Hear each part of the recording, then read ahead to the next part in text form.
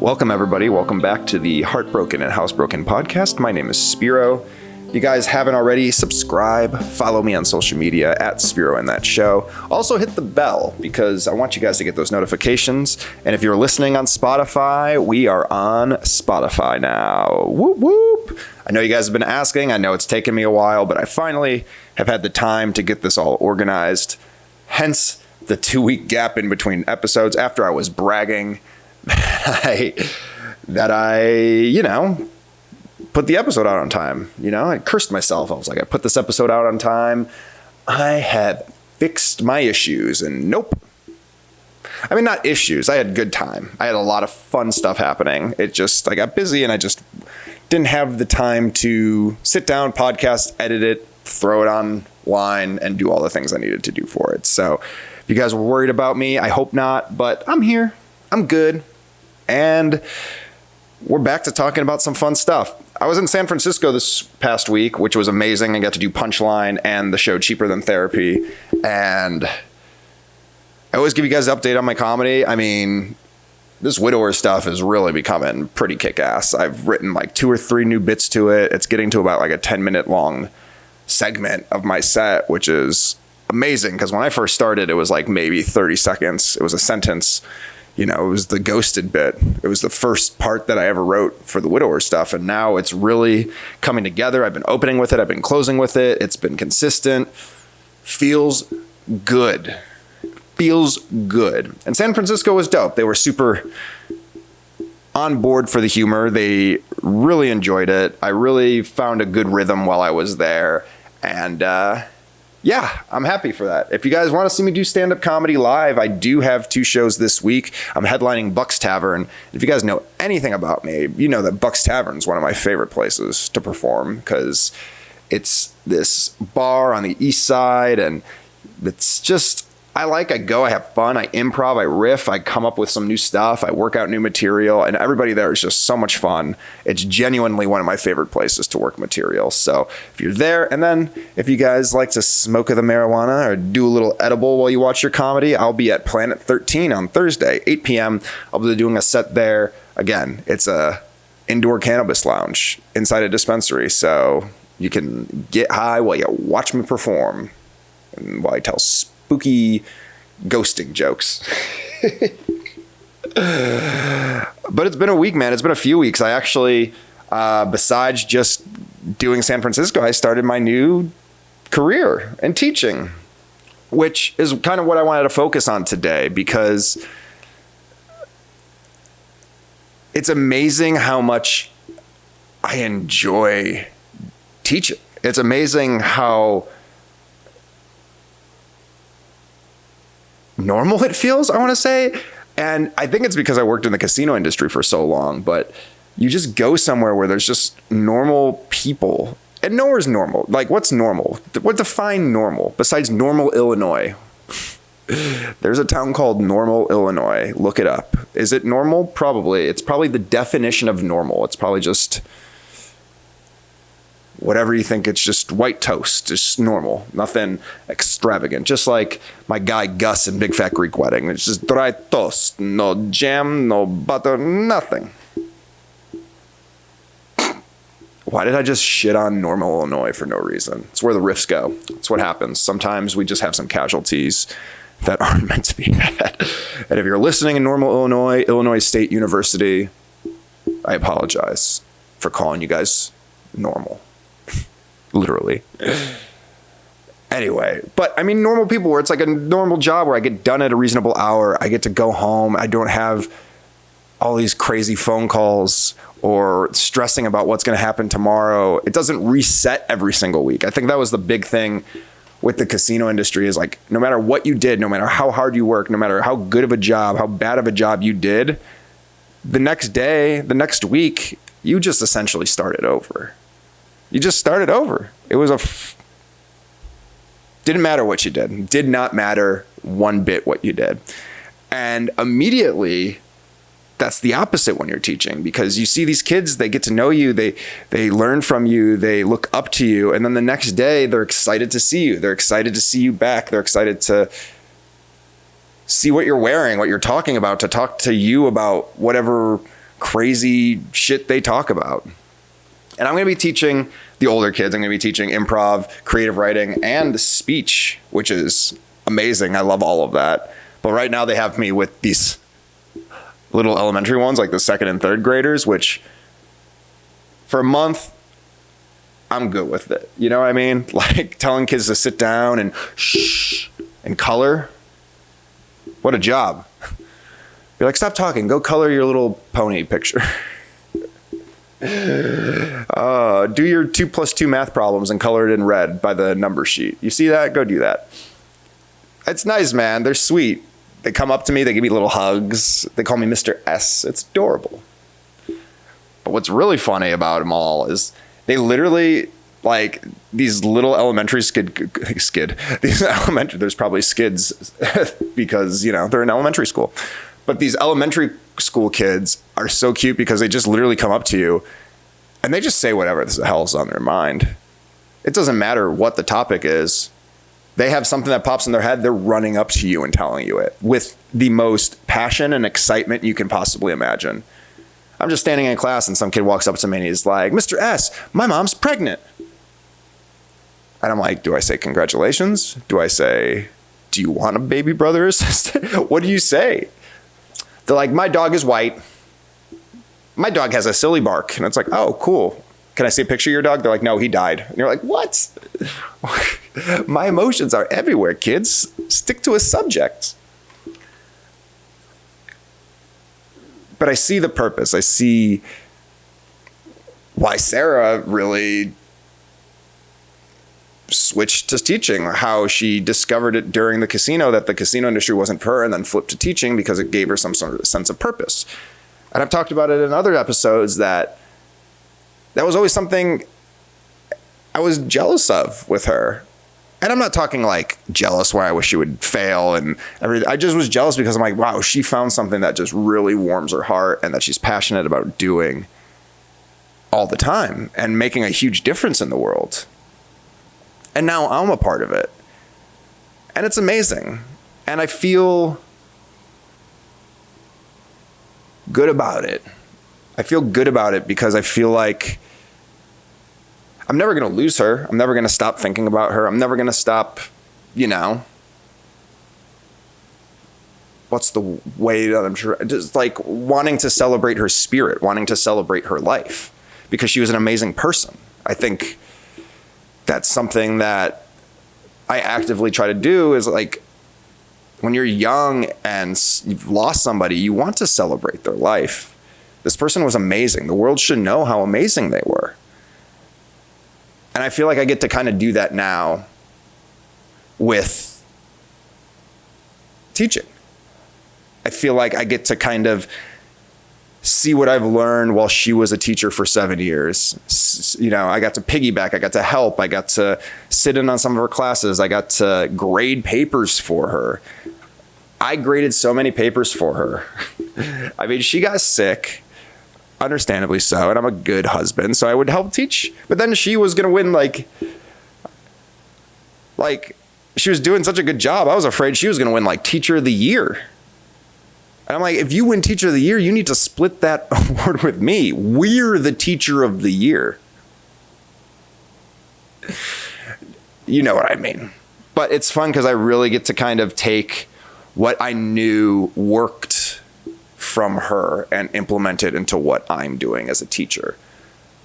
Like the care, the empathy, the passion, the understanding, the kindness that she brought to all these kids, and really took that responsibility where she knows, or she knew that there wasn't the greatest relationships with like kids and their family or the greatest upbringings, or a lot of them have a lot of personal struggles, whether they realize it or not. And she always would pride herself on being that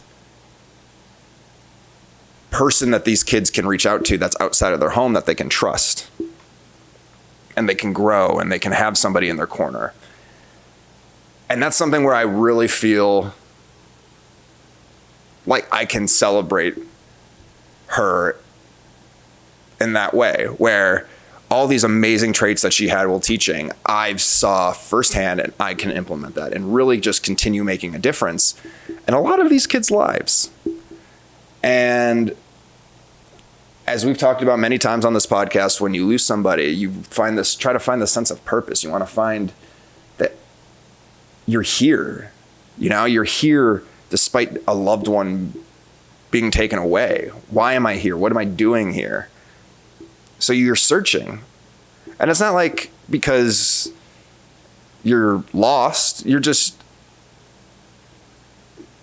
have more of a insight onto how things can be taken away, or how important things are, or how important your impact and legacy are on the world. What I'm trying to say is, I'm a really good teacher, and I'm enjoying it. And these kids are dope, man. They really are sweet.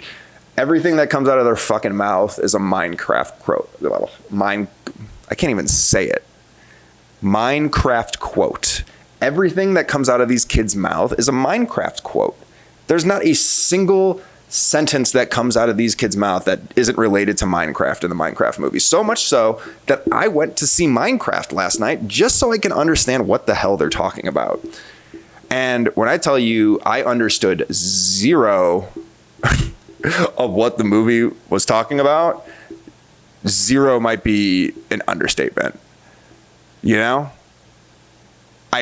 It was funny though, because I heard every single thing that they say, but the context, I still don't understand. It's the most random shit ever. Chicken jockey. What? There's just random things. And I'm sure this is how we were like. I feel like when we were millennials and we watched Napoleon Dynamite, this is how annoying we were. All we did was quote Napoleon Dynamite nonstop. Vote for Pedro. Do the chickens have large talons? We were probably so goddamn annoying. I don't know. Any teachers that taught the graduating class of 2005, were we annoying with our Napoleon Dynamite quotes? We wore the shirts. We wore the glasses. Practicing my sweet dance moves. Like, we were so obnoxious. I can only imagine how obnoxious we are. And I know there are some Minecraft people that are going to come at me and be like, yo, Minecraft, Napoleon Dynamite, different. It's not the same thing. Minecraft's a game. Napoleon Dynamite's stupid. All I'm saying is, we were annoying too. You guys are quoting this nonstop. You're going to look back on it and be like, oh my God, we must have been fucking obnoxious. Mr. S went to see the Minecraft movie, which is not a great movie, just so he can understand what we're talking about. I never felt so old in my life. I've never felt so old in my life when I was like, what's this lingo these kids are talking about? Who's Steve? What? And I'm saying this now, and some of you guys may be like, I don't know what the fuck that is. I didn't know either until last night. I did my best. Even though I'm not a student, I'm a teacher. I do my learning. I'm learning about the students. I'm learning about their culture so I can talk to these kids. I'm happy though. I'm happy. And a lot of times on this podcast, we joke about dark things. We make fun of some dark things. I talk about some dark things. But there's these moments when you could just sit back, and if you don't acknowledge that you've kind of hit a benchmark in your life in a good way, then what's the point? What's the point of trying all the time? What's the point of going through these hard things? What's the point of building yourself up and getting up when you're tired or feeling it when you're in pain and getting through it? What's the point if you don't appreciate the big moments when they get here?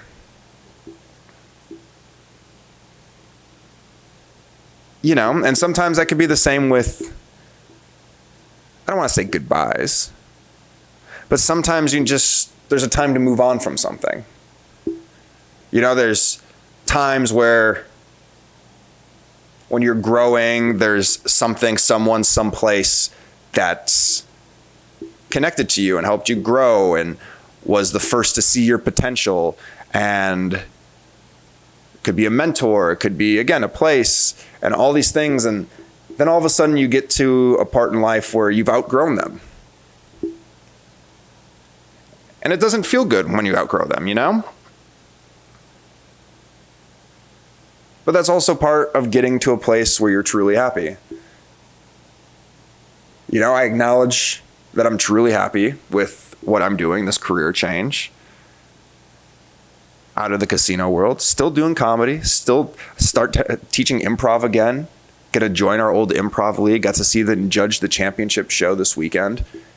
You know, everything's coming to place, but in certain areas, there's always things where you outgrow it, like a shirt or pants. You know, you work out, you get big muscles. Shirts aren't going to fit the same way anymore, you know? You fucking cut like me. I guess I'm not cut like a bag of milk anymore. There was a time when I was depressed, I was cut like a good old bag of milk. Not anymore. But be aware of that, guys. Be aware of that just because you have a good moment and you feel like you're in a good place, celebrate it, but also realize that there's probably something else that you're going to outgrow. And you can't take it personal. And to really enjoy the final moments of whatever that is. I won't get into specifics, but it happened to me the other night. There's a place and a person where I feel like I'm a different person than when I first got there, interacted with that. And now it's starting to become pretty obvious that it might just be time for me to move forward.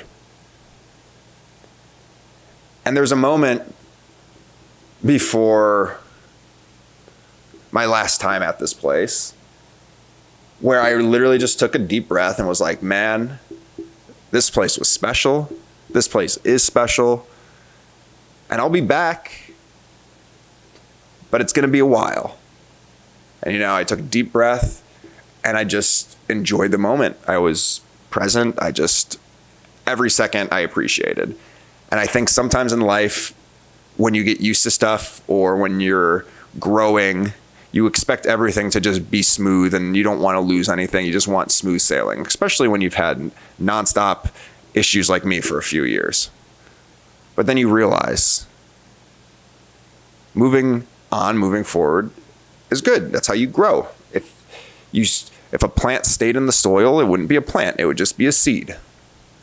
Very wise. I sound like a fortune cookie. So I'm happy. The 2.5 weeks, I've done a lot of good. I had one day that was a little not great, but it was a growing experience. And I grew. And you know what? I'm happy with how that whole relationship essentially ended with me. But I'll be back. I'll be back. I hope you guys really, really have been enjoying this podcast, especially now on Spotify. I hope you guys have had a great couple weeks. I do have some other episodes planned for this week, so I'm hoping to get maybe 2 or 3 more up this week so I can make up for all the lost time. But I just wanted to make it a good little catch-up for you guys because I'm sure some of y'all are wondering, where the hell did he go? What the hell's been going on? Are you still doing the podcast? I am.